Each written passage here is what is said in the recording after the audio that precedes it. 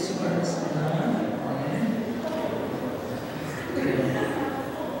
자, 여러분들에게 한번 퀴즈를 하나 드리도록 하겠습니다. 자, 제가 세 문제를 낼 텐데, 여러분 몇 문제나 맞힐지 한번 보겠습니다. 문제 첫 번째. 만약 예수님과 할아버지가 싸우면 누가 이기실까요? 누가 이길까요? 예수님과 할아버지가 싸우면? 예수님이다. 아직 이상하죠, 질문이? 네, 두 번째 질문. 만약에 예수님과 토끼가 싸우면 누가 이길까요? 예수님. 마지막 세 번째 문제. 만약 예수님과 달걀이 싸우면 누가 이길까요? 대충 감이 오시죠? 네, 대충 감이 오시죠, 여러분? 2013년 오늘 우리는요, 예수님의 부활주의를 맡고 있습니다. 물론 부활절에 대해서 아직도 제 머릿속에는 사실 다른 것보다도 어릴 적에 먹었던 계란이 많이 떠오릅니다. 달걀이요. 그리고 저는 어릴 적에 그 교회에서 계란을 받아가지고 거기다 축부활이라고 쓰고 그날로 바로 제가 먹고 싶은 거 꼭 참고 길거리 가면서 다른 사람에게 전도하고 싶었던 기억이 납니다. 여러분들 그런 기억 있나요? 네, 그러길 바라고요. 네. 그래도 그때 제 마음속에는 계란을 받았지만 부활절은 예수님이 주인이다 하는 것이 분명히 있었습니다. 근데 요즘에 미국이나 캐나다 이 캐네디언들은요, 부활절을 이렇게 지내다 보니까 예수님보다도 오히려 이스터 바니가 더 오히려 유명해진 것 같아요. 제가 아까 여러분들에게 세 가지 질문했죠. 예수님과 할아버지가 싸우면 누가 이기냐, 예수님과 토끼가 싸우면 누가 이기냐, 예수님과 달걀이 싸우면 누가 이기냐. 지금까지 상황을 볼 때는 예수님이 다 지고 계시는 것 같아요. 산타 할아버지가 힘이 더 셀 것 같고, 그렇죠? 크리스마스 때, 그리고 부활절 때는 미스터 바니, 토끼가 더 세고, 마지막에 달걀이 또 마지막 힘을 또 잘 쓰는 것 같아요. 하지만 여러분, 그것을 잘 아십니까? 마치 여러분 사탄이, 제가 지난번에 그 크리스마스 때도 그런 설교를 했었는데요. 원래 크리스마스는 지금 뭐라 그러죠? 홀리데이라고 하잖아요. 해피 홀리데이 하면서 크리스마스라는 이름조차 없애버리고, 또 크리스마스의 주인공인 예수 그리스도를 없애버리고 거기다가 산타클로스를 집어넣어버린 것처럼 참 사탄은 이렇게 바꿔치기를 너무 잘해요. 지금 여러분 우리가 뭐 해피이스터 하고 얘기를 하고 있지만, 해피이스터 딱 하면요, 사람들이 대부분 생각하는 머릿속에 떠오르는 건요, 예수님의 부활이 아닌 것 같아요. 인터넷 쳐보세요. 해피이스터 하면요, 별별게 다 떠오릅니다. 그런데 보면은 토끼랑 계란이 제일 많아요. 진짜로 그렇습니다. 지금 찾지 마시고, 예배 시간에 찾지 마시고. 여러분들 그런 거 아십니까? 이 이스터라는 이름 자체가 원래는 사실은 이교도에서 옵니다. 그 이름 자체는 거기서 옵니다. 원래 이 이스터라는 이름 자체는요, 바벨론의 여신이었던 이슈타르라는 여인을 숭배했던 그런 곳에서 나왔어요. 그리고 이 특별히 4월달에 이게 시기적으로 있는 것은요, 이 옛날에 문동문화였잖아요. 겨울이면 이제 모든 게 죽었다가 다시 봄이 되면 생명이 살아난다는 그런 개념이 있었어요. 그래서 4월달 에이프릴에 이 봄의 여신을 축하하는 그런 다산의 여신이 봄의 여신을 축복하고 축하하는 그런 시간이 있었어요. 그래서 기독교가 세계에 퍼지기 전에는 원래 이 이스터 기간에 그런 우상을, 특히 여신을 숭배하는 그런 것들이 있었고요. 거기에 빠지지 않고 등장했던 그 아이콘들이 있는데 그게 뭐냐면 토끼랑 달걀이었던 거예요. 그런데 흥미로운 것은 크리스마스도 마찬가지고요, 이 이스터도 마찬가지인데요. 우리 기독교가 힘이 셌을 때는요, 이런 것들을 다 흡수해버린 거예요. 흡수해가지고 마치 여러분 이렇게 생각하면 돼요. 설날, 추석. 지금은 우리가 뭐 교회 주보에 이번 주는 설날입니다, 이번 주 추석입니다. 써도 문제가 없어요. 그렇지만 원래대로 하면요, 설날에 뭐합니까? 옛날에 제사 지낸다. 그렇죠? 추석 때도 다 제사 지낸다. 원래는 이 문화가 어디서 온 거예요? 다 귀신이 섞인 것입니다.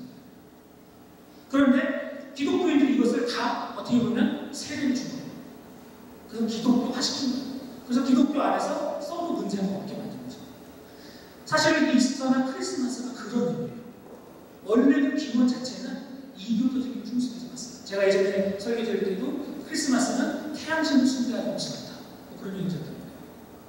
그러니까 여러분, 기독교 기도가 제대로 워킹을 할 때에는 괜찮았어요.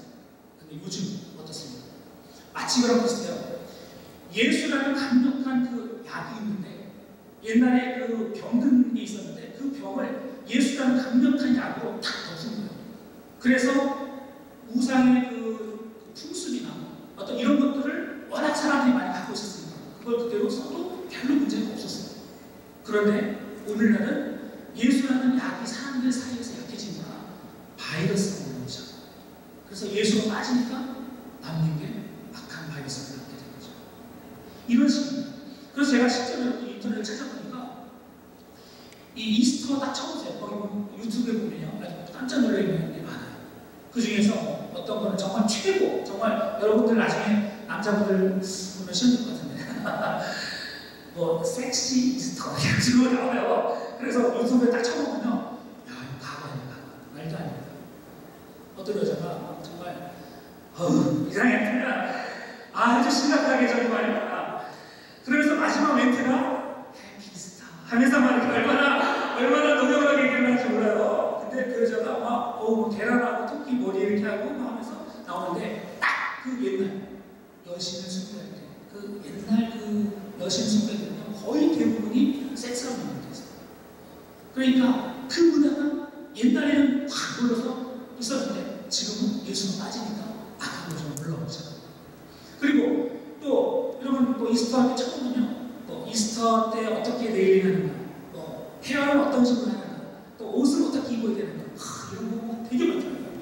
여러분들 어떻게 그렇게 안 입으셨는 걸로 손톱 검사 좀 해봐야 되겠는데요. 네. 그런 소스들이 다 나오더라고요. 무슨 말입니까? 어느새 우리도 모르는 사이에 예수님의 부활을 축복하고 축하했던 시간들이 이제는 점점 과거로 지나가고 있고, 오히려 원치 않았던 과거에 우리가 눌러주었던 악한 것들이 막 지금 올라오고 있다. 그런 의미에서 여러분 잠시 동영상 하나 보여드릴게요. 이 동영상은 1970년대 말에 만든 건데 사실은 50분짜리예요. 앞에 부분만 여러분이 맛보기로 보여드렸는데 애들 애니메이션이에요. 애니메이션. 근데 아주 웃겨요. 제목도 웃겨요. 준비가 되는지 모르겠는데, 네. 제목이 뭐였더라? 한번 들어보세요. 그러시다 보면 여러분 시간 있으면 나중에 저 한번 유튜브 쳐보세요. 재밌어요. 주인공이 이스터번이에요. 어떻게 이스터번이가 이제 발견되냐면 어떤 마을에 아이들만 사는 어떤 마을이 있는 거예요. 근데 그 마을에 아이들이 어떻게 하다가 풀숲에서 그 원이 새끼를 발견했어요. 그래서 걔를 데려다가 이제 그 모두의 펫이 됐어요. 이 아이가 커서 이 버니가 다음에 이제 커가지고 아이들을 구출한다는 내용이에요. 근데 그 마을에 아이들을 잡아먹는 좀 괴물이 있는데 뭐 저쪽하면서 이렇게 결국은 이스터 버니가 뭐냐면 구원자예요, 구원자. 그래서 이제 거기 계란이라고 여러 가지 나오는데 여러분 이게 70년대에 나온 애니메이션이고, 많은 사람들이 이런 걸 보면서, 아이들이 보면서 이 부활 주인이 예수 그리스도가 주인이 아니라 완전히 대치되고 있는 거예요. 심각하지 않아요? 마지막에 사탄이 여러분 크리스마스는 아주 성공적으로 산타클로스로 바꾼 지 오래되었죠. 그런데 마찬가지로 정말 그건 이상으로 더 중요한 이 부활 주인을 예수님을 속여놓고 이스터 버니가 구원자가 되고, 이스터 버니가 오기를 기다리고 계란이나 하이딩하고 찾고, 이런 식으로 사람들은 또 이스터에, 사실은 이스터가 봄 축제랑 연결되어 있기 때문에 여자들이 옷을 봄이기 때문에 이제 막 살랑살랑 옷을 입잖아요. 그러면서 뭔가 이렇게 요즘은 이제 어떤 섹시한 코드로 이렇게 연결지고 이런 식으로 하면서 사람들에게서 예수 그리스도를 뺏어가 버리는 이런 일이 지금 벌어지고 있다는 거죠. 참 그런 면에서 본다면 참 놀랍습니다. 사탄이 정말 교묘합니다. 그래서 우리는 여러분 부활절에 대해서 저는 개인적으로 해피스타라고 합니다. 그래서 제가 처음에 그 인사를 해요. 예수님 부활하셨습니다. 여러분 언제 우리가 이런 인사를 했습니까? 그렇죠? 한 번 다시 하시죠. 옆 사람에게 자신 있게 예수님 부활하셨습니다. 아멘? 아멘? 예. 참 예수님 참 안타까우세요. 겨울에는 할아버지랑 싸워야 되고, 또 토끼랑 싸워야 되고, 계란이랑 싸워야 되고, 가을에는 칠면조랑 싸워야 되고, 온갖 잡것들이 다 나타나가지고 참 짜증나는 겁니다. 근데 여러분, 이것도 짜증나는데, 그러니까 우리가 살고 있는 퍼블릭 에리어에서 예수 그리스도를 완전히 빼버려요. 퍼블릭 공간에서 예수라는 예자를 다 성공했어요. 제가 또 완벽하게 성공했어요. 그리고 오히려 죄악의 것들을 다 갖다 집었어요. 거기까지 성공했는데 지금 더 성공하는 게 문제가 뭐냐? 더 큰 문제는 이제 교회 안에서 부활주의인데도 불구하고 사람들의 마음속에 부활하신 예수 그리스도를 뺏어가고 있다는 거예요. 이것이 더 심각한 문제입니다. 첫 번째 퍼블릭 에리어에서 믿지 않는 사람들의 마음에서 예수를 뺏어가는 것도 중요하지만 더욱 심각한 문제는 믿는 크리스찬들의 가슴과 마음속에서 부활하신 예수 그리스도가 아무것도 아닌 걸로 만들어지고 있다. 여러분 오늘 아침에 일어나서 행복하셨습니까? 오늘 아침에 나올 때 정말 뭔가 새로운 마음으로 이 예배당에 오셨나요? 진짜 보고 싶어요. 어떠셨어요?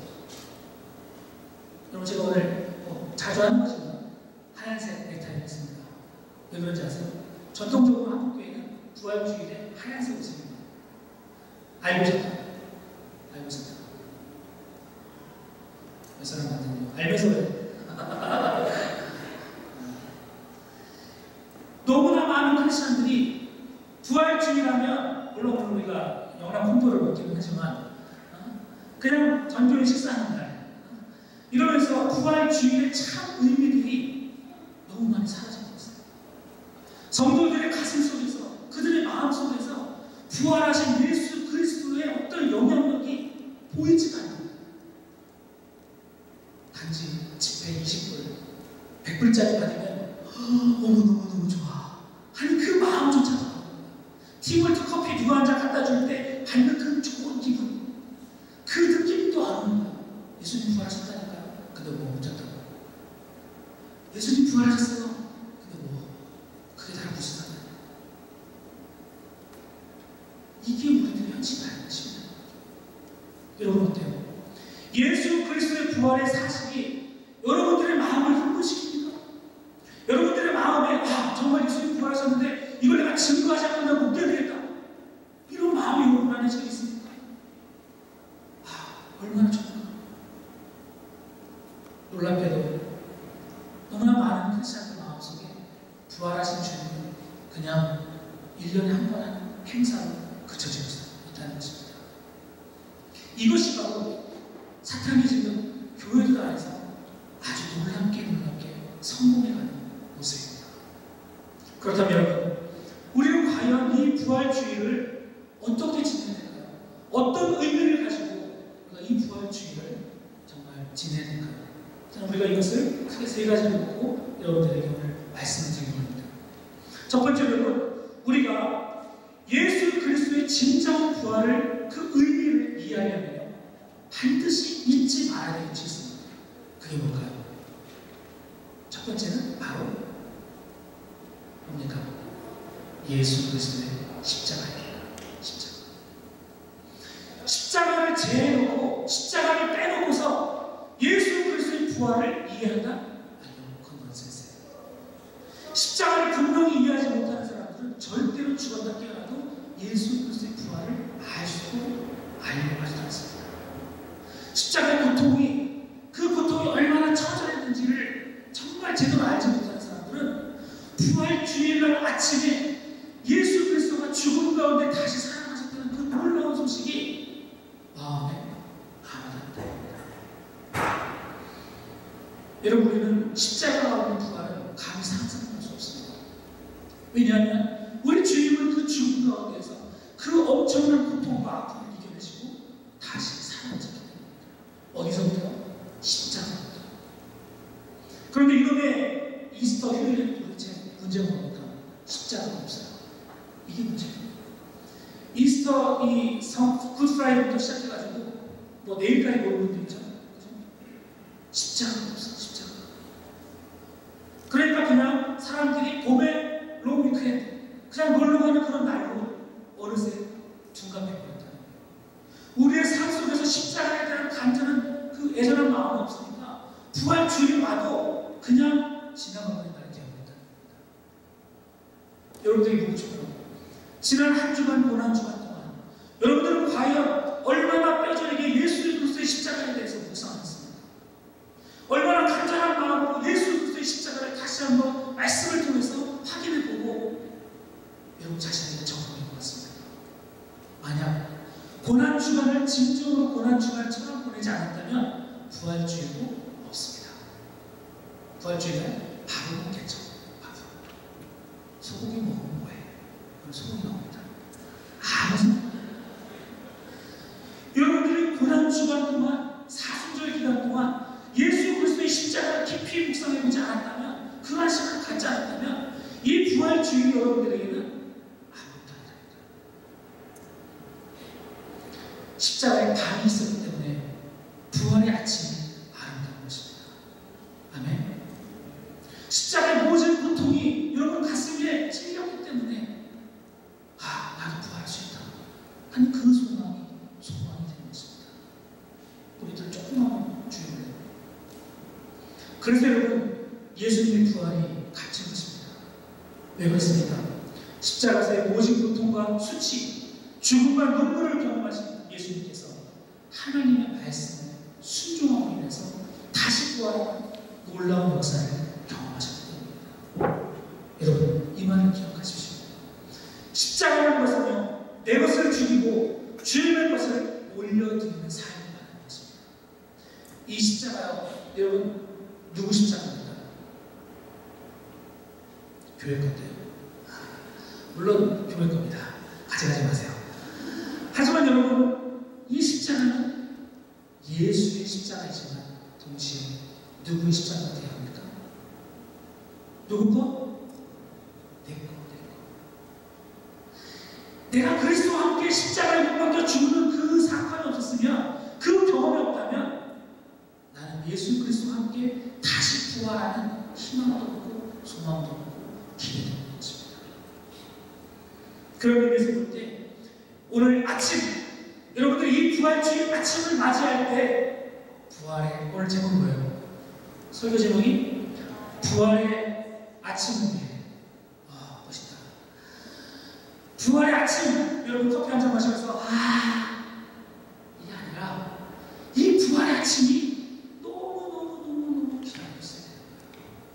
일주일 동안 그 음식에서 오는 게 아니라 그냥 이 부활의 아침이 당당해야 돼요. 그런 의미에서 볼 때 여러분 참 우리 교회 보면 이 세 부류의 청년들을 우리가 볼 수 있습니다. 하나는 십자가는커녕 십자가의 원수로 살아가는 청년들이 있습니다.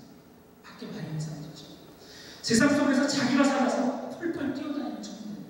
아직도 그들의 생각과 머리는 자유한 것 같으나 세상의 종이 되어서 살아가는 사람들입니다. 이들은 하나님과 상관없습니다. 두 번째 청년들이 보입니다. 그들은 누구입니까? 교회 안에 들어와 있지만 문제는 십자가가 아닌 청년들입니다. 교회 안에서 예배를 드리고 있지만 가슴이 십자가가 아닙니다. 바울이 나를 더 이상 괴롭게 하지 마라. 내 손에 예수 그리스도의 흔적이 있는 스티그마. 이 흔적이, 영적인 흔적이 없는 사람들. 이런 친구들은 나름대로 교회 생활한다고 하지만 사실 십자가가 없기 때문에 진정한 부활도 약속할 수가 없는 것입니다. 마지막으로 여러분 어떤 청년이 있습니까? 십자가에서 주님과 함께 죽어서 예수님과 함께 부활을 날마다 경험하는 청년들이 있습니다. 이들은 말과 행동이 다릅니다. 이들은 분명히 생각하는 것이 다릅니다. 저는 이들과 주님 동역하기를 즐거워합니다. 사도 바울에게 있어서 디모데와 시라처럼 이들은 예수 그리스도와 이제는 십자가를 함께 나누어지는 동역자가 되었다는 것입니다. 제가 바라기는 여러분 모두가 여러분에게 예수 그리스도의 십자가의 흔적을 갖고 그분과 동업하는 여러분 되시기를 축원합니다. 아멘. 네, 주여 조금만 더 힘내세요. 예수님의 제자들은 여러분 예수 그리스도가 부활하시기 이전까지는요 십자가의 일이 몰랐어요. 그래서 다들 도망갔던 거예요. 그런데 막상 예수님께서 부활하시고 나니까 그리고 봐라 보여주니까 그때서야 십자가가 그거구나. 그거를 깨달았다. 십자가의 의미는 그래요. 부활의 의미는 십자가를 아는 사람이 알 수 있고 십자가의 의미는 부활을 아는 사람이 알 수 있어요. 이 둘은 같이 맞물리는 것입니다. 어떤 것 하나만 절대로 갈 수 있는 것이 아닙니다. 그런 의미에서 볼 때 여러분들은 이제 이 부활주의 여러분 그냥 흘려보내지 마시고 이 부활주의를 깊이 있게 여러분 묵상하기 위해서 다시 한번 무엇을 묵상해요? 십자가의 묵상해요. 그리고 십자가를 깊이 묵상하고 내가 그것과 함께 동행하는 삶을 살 때 어느덧 여러분의 삶 속에서 부활에 대한 간절한 소망, 예수 그리스도의 부활이 얼마나 강력하신 것인가에 대한 확신이 들기 시작하는 것입니다. 둘째로 여러분, 우리가 이 부활주의에 대해서 반드시 알아야 될 것이 있습니다. 그것은 무엇입니까? 바로 예수 그리스도의 부활. 따라해보세요. 예수의 부활은 완벽한 역사적인 사실입니다. 이 두 번째가 여러분들에게 만약 없다, 이것에 대한 확신이 없다면 여러분 이 자리를 떠나도 좋습니다. 지금 이 자리에서 예배드리는 의미는 별로 없습니다. 예수 그리스도의 부활이 분명한, 완벽한, 확실한 역사적인 사실이었다는 이것이 내게 믿겨지지 않는다면 여러분이 지금 예수를 믿는다는 그 믿음은 마치 물에 의해서 믿음에 불과합니다. 예수 그리스도, 그분은 사망 권세를 물리치신 하나님의 완벽한 드라마의 주인공이셨습니다. 여러분, 어떻게 12 제자들이 십자가를 지셨던 예수를 버렸던 그 제자들이 다시 모여서 복음을 위해서 땅끝까지 가서 순교를 하고 선교를 했습니다. 이유는 무엇입니까? 이유는 한 가지예요. 부활이 사실입니다. 아멘? 부활이 거짓이었다면 그 제자들은 다시는 돌아오지 못했습니다. 부활이 만약 가짜였다면 그 제자들은 자기의 목숨을 내걸고 예수를 위해서 죽지는 못했을 것입니다. 부활은 사실입니다. 여러분, 이것은 상상이나 어떤 상징이 아닙니다. 그것은 역사적인 사실입니다. 여러분들이 만약 이것을 분명히 알고 있다면, 믿는다면 여러분들이 주변에서 만나는 모든 사람에게 이것을 증거해야 될 의무가 있습니다. 아멘? 진짜요. 내가 정말 믿고 있다면 여러분 이거 안 증거하지 않을 수 없어요. 증거하게 돼요. 내가 진짜 믿어요. 여러분이 왜 증거하지 못합니까? 왜 여러분들이 그것을 전하지 못합니까? 여러분 안에 그 확신이 없기 때문입니다. 그럼 여러분, 제가 여러분들에게 아주 쉬운 방법을 알려드립니다. 여러분, 부활이라는 것은 우리의 모든 존재가 다 다시 태어나는 것입니다. 믿습니까? 아멘?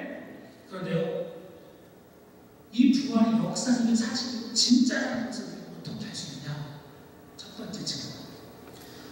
부활한다는 것은 우리의 모든 존재가 부활하는 걸 얘기했어요. 자, 사람을 영과 혼과 육체로 구분해 놓았을 때 여러분 이렇게 물어볼 수 있어요.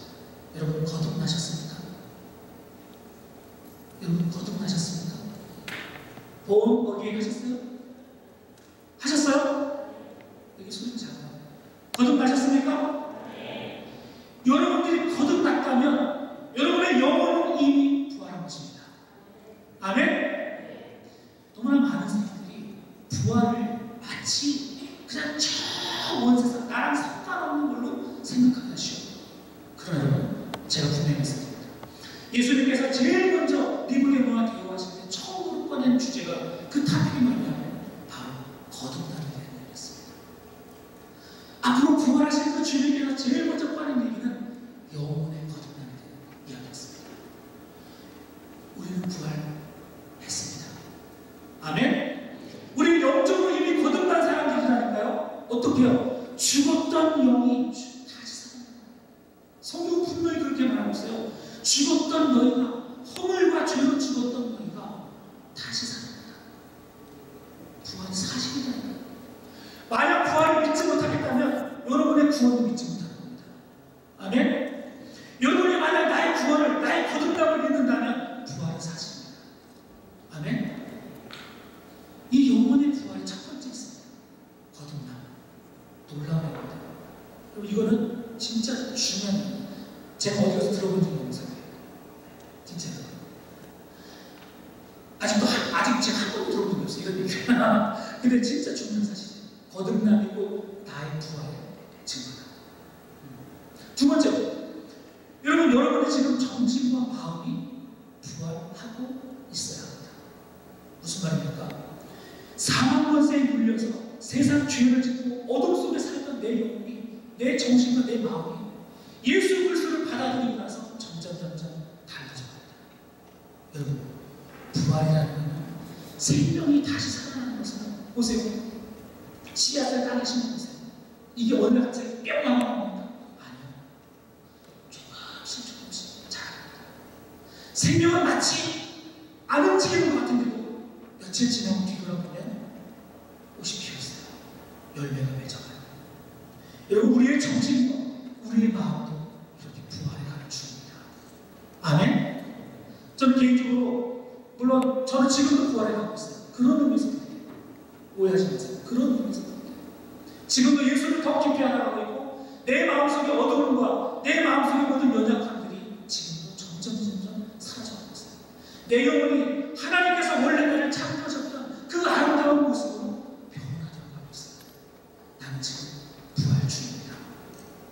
이것은 저뿐만 아니라 여러분 모두 그러리라 믿습니다. 아멘? 영이 살아난다.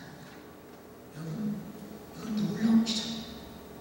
거듭난다는 것도 놀라운 기적이지만, 우리의 영이 죽었던 영과 우리의 죽었던 마음과 영혼이 다시 회복된다는 것, 리스토레이션, 회복이라는 건 놀라운 거예요. 세상에 어떤 양과 세상에 어떤 돈을 주어도 이런 회복이 일어날 수가 없습니다. 자, 지난 한 주간 동안 여러 청년들과 함께 기도하는 시간을 어떻게 유행을 가졌어요. 청년들도 어른들도. 요즘 참 개인적으로 그렇게 기도할 수 있는 기회들이 많이 생겨요. 하나님께서 은혜를 주세요. 그래서 청년들과 개인적으로 기도를 해요. 하다 보면 놀라운 역사들이 일어나요. 죽었던 영혼이 살아나는 역사, 그 속에 있던 모든 어두움과 악한 것들이 쫓겨나는 역사들이 일어나요. 그리고 성령님께서 네가 다시 살아난다는 증거로 은혜를 주시고 성령을 부어주시고 많은 대부분의 경우는 방황하게 돼요. 이것들을 저는 지금 많이 보고 있습니다. 죽었던 영혼이 다시 살아나요. 기도할 줄 몰랐던 영혼이 기도를 줄줄줄 하면서 하나님 앞에 나오기 시작합니다. 성경 말씀을 못 읽고 하나님께 나오지 못했던 영혼들이 하나님을 찾아나오게 됩니다. 여러분, 이게 바로 부활의 증거입니다. 여러분들 중에서 교회를 멀리 했다가, 주님을 멀리 했다가 주님에 다시 이 자리에 찾아나온 사람들, 지금 부활의 역사 여러분 안에 시작된 줄 믿습니다. 아멘?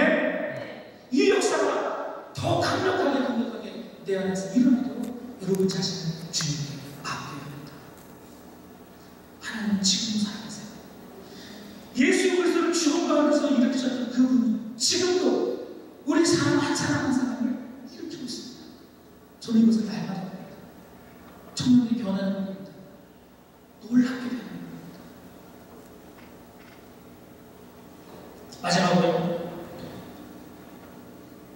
첫 번째가 영, 두 번째가 혼, 세 번째가 우리 몸입니다.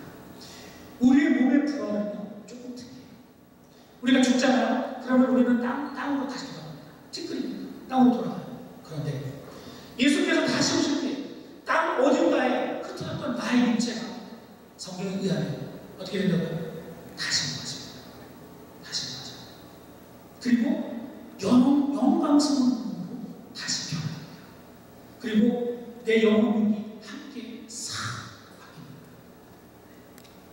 여러분, 이것이 바로 성경이 말하는 완벽한 부활입니다. 그런데 그 이전에 우리 육체대로 부활에 참여할 수 있습니다. 어떻게 부활에 참여하셨습니까?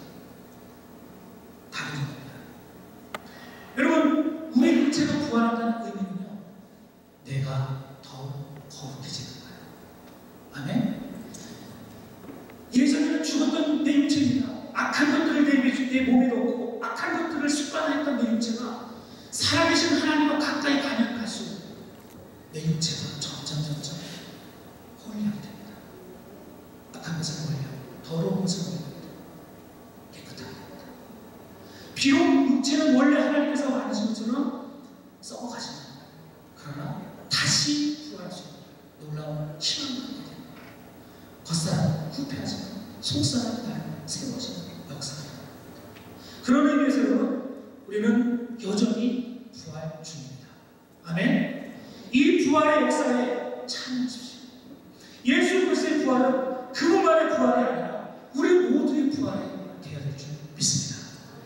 멍청하게 토끼 새끼나 먹지 마시고 계란만 먹지 마시고 제발 진짜 부활에 참여해주세요. 진짜 계란 아무리 많이 먹어도 부활 못합니다. 방구만 나옵니다. 아시죠? 여러분, 믿지 않는 자들이나 믿는 자들이나 마지막 때가 되면 다 부활합니다.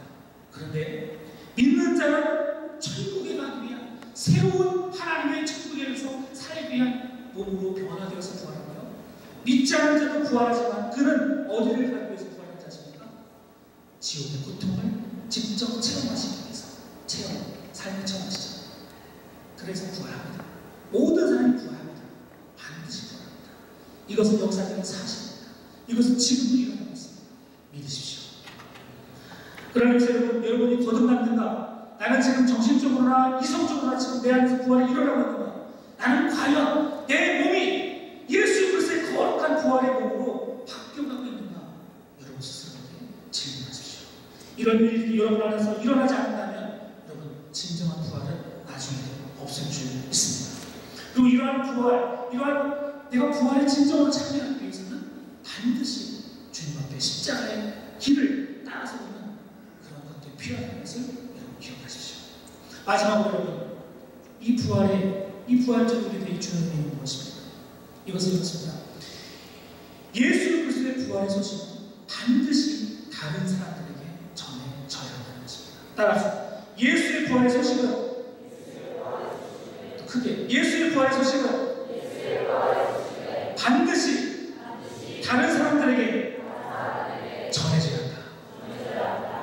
여러분 참 놀라운 것 중에 하나가 있는데요. 그게 뭔지 아세요? 나 같으면 안 그랬을 거야. 예수님이 부활하셨어요.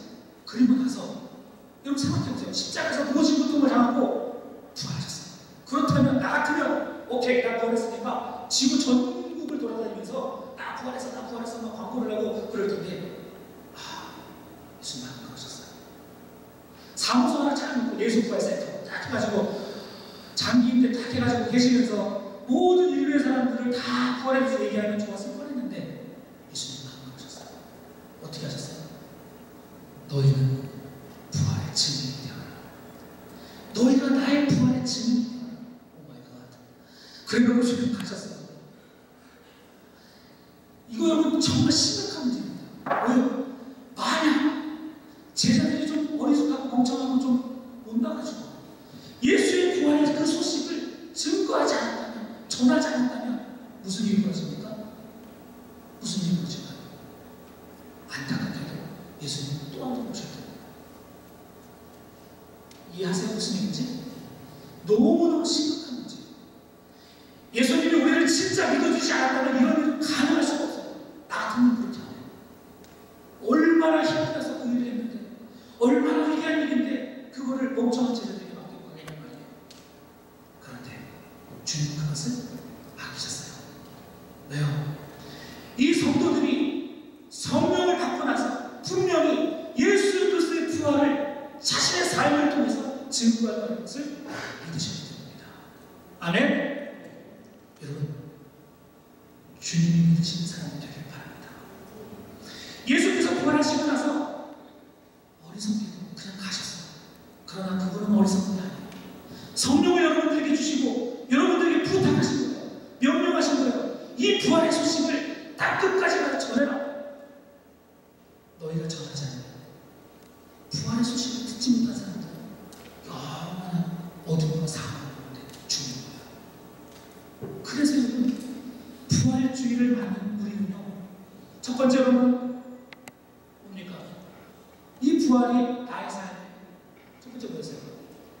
첫 번째 뭐였죠?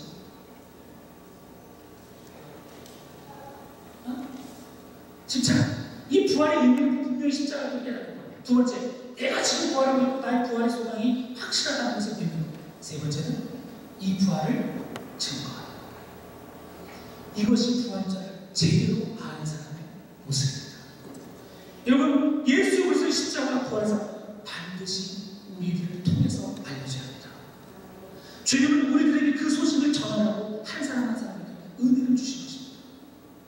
여러분, 이것이 알려지지 않으면 소용이 없습니다. 여러분, 근데 너무너무 놀라운 거예요. 이것을 제대로 부활을 경험한 사람, 예수와 함께 십자가에서 죽고 예수와 함께 제대로 부활을 경험한 사람은 반드시 무엇이 될까요? 부활의 증인이 됩니다. 아멘? 이거는 시간, 그렇게 될 수가 없어요. 부활의 증인이 됩니다. 예수를 따른 모든 제자들이 부활의 증인이 되었습니다. 초대교회와 중세와 그 모든 역사들을 통해서 제가 그런 말씀드렸죠. 지금도 한 해, 1년에 1700명이나 되는 사람들이 예수의 믿음 때문에 순교를 하고 있습니다. 지난 10년 동안 100만 명이나 되는 크리스찬이 순교했습니다. 예수의 믿음 때문에. 예수의 이 증인 복음은요, 이 부활의 증인이 된다는 것은요, 그 안에 진짜 생명력이 있는 것이 없다면요, 증거하지 않아요. 절대 증거할 수 없습니다. 그런 의미에서 볼 때 십자가 부활의 이야기는 절대로 말로만 전해지지 않아요. 예수가 했어. 아무것도 필요 없어요. 내가 그 예수 그리스도의 부활과 그 십자가를 누군가에게 전하기 위해서는요, 놀랍게도 내 삶을 드려야 돼요. 내 삶을 드리고 내가 함께 죽은 놀라운 그 헌신이 있을 때 내가 말하는 그 말이 먹혀 들어간다는 겁니다. 그러니까 참 예수님도 똑같이 예수를 증거하게 만들어놓고 그 부활을 증거하게 만들어놓고 그 부활을 증거하는 한 사람 한 사람들이 자신의 삶을 드리면서 자신의 삶을 아버지 하나님께 드리면서 그 부활을 증거하게끔 그렇게 만들어놓는다. 사랑하는 여러분, 그래서 우리 이렇게 말할 수 있어요. 선교는, 따라해보세요. 선교는 내가 주는 순교입니다. 선교는 순교다. 선교는 순교. 예수 그리스도의 복음과 그분의 부활을 증거하는 사람들은 반드시 내가 죽음을 통해서 하나님의 미랄이 되어서 열매를 맺는다. 부활주의 여러분, 이 아침 혹시 여러분들이 이 아침에 올 때 아무런 기대도 없이 그냥 그래도 부활주의 먹다 오늘 영락한번 먹고 지겹다, 아니면 뭐 계란이나 먹어야지, 혹시나, 아니 뭐 내일 오네, 이런 생각에 만약 빠져있다면 여러분 회개하십시오.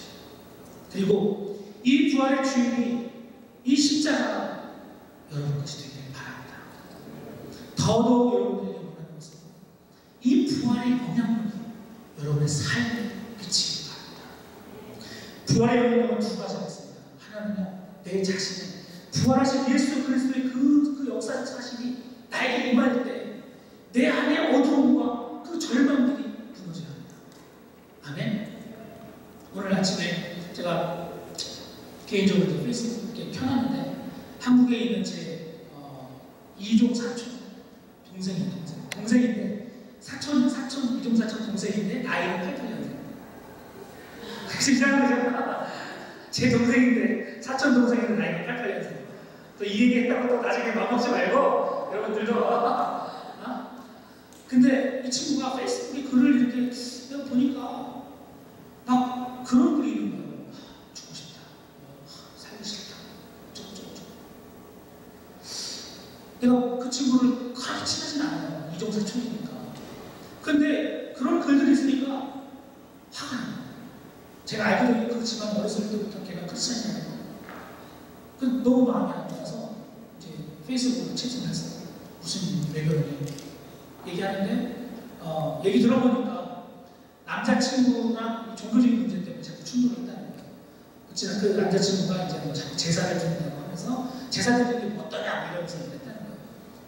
그러면서 이제 그냥 그것도 있고 뭐 여러 가지 다른 게 있다고 다 다른 거 제가 물어보지 못했어요. 근데 그래서 여러 번 같은 나이에요. 88년생. 근데 그냥 그렇게 삶 속에서 죽고 싶다, 힘들다, 우울하다, 어쩌고저쩌고. 그게 뭐야? 무슨 뜻이에요? 이 사람 삶 속에는 부활하신 예수 그리스도가 아무 힘이 없다는 거예요. 이걸 받아야 합니다. 이걸 받아야 돼요. 예수 그리스도가 부활하셔서 사망 권세를 물리치시고 어둠을 물리치셨는데 그것을 믿는다는 사람들이 죽겠다, 어렵다, 힘들다, 우울하다, 쓸쓸하다, 짜증나다, 외롭다. 이거는 부활을 믿는 게 아니에요. 이것은 내 가슴 속에 진정한 부활이, 그 부활의 아침이 아직 안 온 거라니까요. 부활의 아침을 기대하세요. 아멘? 혹시 여러분들 중에서 난 정말 목사님 정말 그리워서 따로 연락하세요. 제가 1시간짜리 코스, 2시간짜리 코스를 30분짜리 단기 좀 쓰고 있어요. 저랑 함께 기도해요. 한두 시간만 하시면 확실히 뽑아드리겠습니다. 청소 잘해요. 진짜요. 여러분, 부활하신 예수 그리스도의 영향력이 여러분의 삶 속에 임할 줄 믿습니다. 죽겠다, 어둡다, 힘들다, 이게 벌면요, 사탄이 좋다. 얼마나 좋다고 하죠. 버리세요. 부정적인 더러운 말들, 악한 생각들 버리세요. 그것은 부활하신 주님에 맞지가 않아요. 어울리지 않아요. 부활해가고 있는 나의 몸과 영혼과 나의 지성과 맞지가 않아요. 어울리지 않아요. 두 번째, 예수 그리스도의 부활이 진짜로 그 영향력이 나에게 어떻게 미쳐야 된다? 다시 말하면 증인이 아니라 예수 그리스도의 부활이 진짜 내 안에서 나를 변화시킨다면 그것을 증거하지 않고는 못 견딜 정도로 마음속에서 예수 그리스도를 전하고 싶다. 그 부활의 주를 전하고 싶다. 이 열망들이 여러분 안에서 솟아나야 됩니다. 아멘? 여러분 뭐가 제일 관심사예요? 지난주에 제가 지난주에 설교했죠. 여러분에게 오늘이 마지막 날이면 뭐 하시는 거예요? 일주일밖에 시간이 없다면, 한 달밖에 여러분에게 시간이 없다면 뭐 하겠냐? 물어보세요. 뭐 할까요? 여러분, 예수 그리스도의 부활력에 소망이 없어요. 그것이 여러분에게 진짜라면 여러분들은 복음을 전하지 않고는 견딜 수 없어요. 부활의 증인으로 살지 않고는 견딜 수 없어요. 여러분 안에 이 뜨거운 불이 있어야 합니다. 민들레 2013년, 우리는 지금 지난 한 주간 동안 우리 리더들과 함께 새벽 기도를 했어요.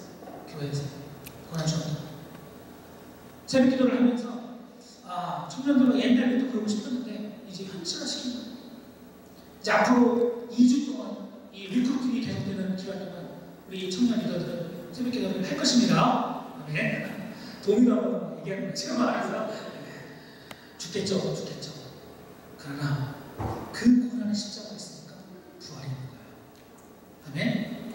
내가 예수를 위해서 십자가를 지기 때문에 부활이 기다려지고 그 부활이 은혜로 온 거예요. 예수를 위해서 아무런 헌신하지 않고 예수를 위해서 뭔가 내 자신의 삶을 들지 않는 사람들은 고난주간도 해, 부활주일도 해, 천국에 간다고 해도 해. 아무 느낌 없어요. 그런 사람들은 예수님하고도 아무 상관없는 사람입니다. 앞으로 여러분 우리 청년들은 2주 리크루팅이 끝난 다음에 아주 중요한 것을 우리가 함께 하게 됩니다. 뭐냐면 여러분들이 살고 있는 각 지역마다 우리가 새벽 기도 운동을 하려 합니다. 우리 여러분들이 살고 있는 그 지역마다 사람들을 모아서 여러분들이 그 새벽 기도를 함께 사람들끼리 모여서 하도록 우리가 그 운동을 하려 합니다. 민들레 2014년 원래 그 제목으로 되게 고민을 많이 했어요. 민들레 하면서 주제를 보고 많이 고민했는데 원래 원제목은 사실 그런 뉘앙스였어요. 불받은 민들레. 원제목은 성령의 불받은 민들레. 근데 이게 너무 강력하니까 좀 쓰기가 그래서 좀 유순하게 해가지고 민들레 얼레이션이라고 했는데 원래 오리지널 의미는 그거예요. 여러분, 우리가 예수를 증거하고 세계 곳곳에 나가는 이전에 매일매일 청년들이 곳곳에서 여러분의 삶의 터전에서 함께 새벽 기도하면서 새벽 기도 부활의 아침을 날마다 맞는 겁니다. 아멘? 날마다 부활의 아침을 맞는 거예요. 1년에 한 번이 아니라. 그렇다면 여러분들은 엄청난 부활의 그 참여하는 여러분 변화될 것입니다. 매일매일의 아침, 부활의 아침을 되기를 소망합니다. 우울증 있는 사람들은 아침이 제일 싫대요. 여러분, 부활의 아침이 기다려지는 기도로서 그 아침을 여는 십자가를 통해서 아침을 여는 여러분 모두 되시기를 간절히 축원합니다. 함께 기도합시다. 슬픈 현실을 생각하면서 내 안에 부활하신 주님이 있는가? 내 안에 부활하신 예수 그리스도의 영향력이 지금 있는가? 내 안에 예수 그리스도의 십자가가 있는가? 돌아보세요. 만약 그분의 십자가와 그분의 부활이 없다면 여러분 가슴에는 그 흔해 빠진 미스터 버니와 산타클로스 그 온갖 쓰레기를 가득 차 있을 것입니다. 주님께 기도하세요. 주님, 나의 아침이 날마다 부활의 아침이 되길 기도합니다. 나의 아침이 날마다 내 영혼이 거듭나며 내 지성과 내 정신이 거듭나며 내 육체가 날마다 정결하며 부활의 아침을 얻게 하소서. 부활하신 주 예수 그리스도의 능력이 내 안에 임하여 이것을 증거하지 않고는 못 견딜 만한 부활의 증인